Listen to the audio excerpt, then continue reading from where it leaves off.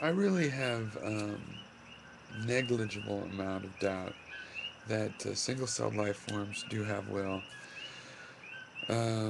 Consciousness is more difficult because consciousness of what? And because we think of consciousness as human consciousnesses, are very rich with detail.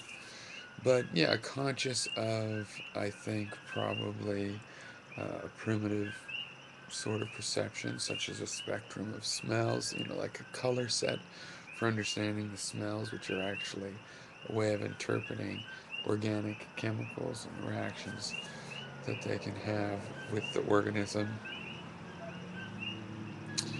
And conscious of urges like we have, sort of hormonal oriented urges. I think that they probably feel those. And I just think there's no way you're going to separate the definition of where will occurs from life. And, all this distinction, like all distinctions, break down right at the barrier where the distinction starts to, fail. But the distinction of living and non living organizations of matter is pretty sharp, really, on the scale of which it applies. It's amazing how quickly you can tell if an animal is alive or dead. The threshold of that is really pretty. I mean, like when something is ripe or not, you don't have that sharp of a threshold, or it's pretty impressive.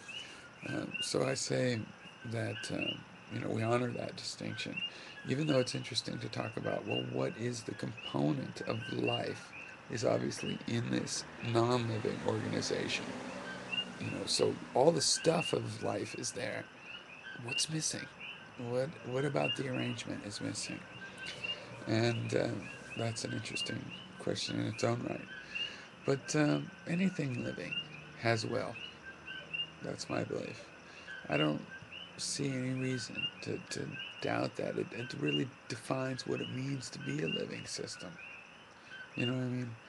Uh, and you state, the ultimate case is that the only way I know you're willing is through behavioralism. I see these behaviors.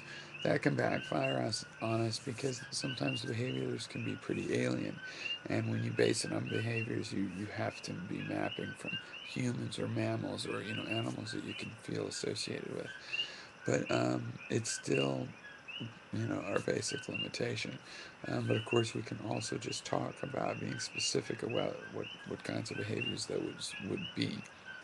And I think it's also in the system analysis, that the systems uh, take in information and react to it, take in nutrients, process it to, as you point out, yeah, I like the point too, because we're uh, open systems uh, that are not in equilibrium, um, which are pumping entropy, that's a characteristic of living things. But all of these are going to be empirical ways of trying to capture something that the word will really also is trying to capture.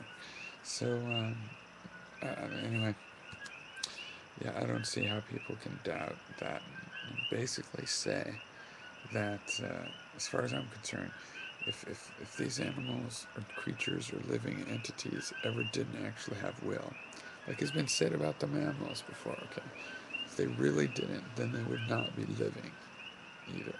Okay, the clock is not living.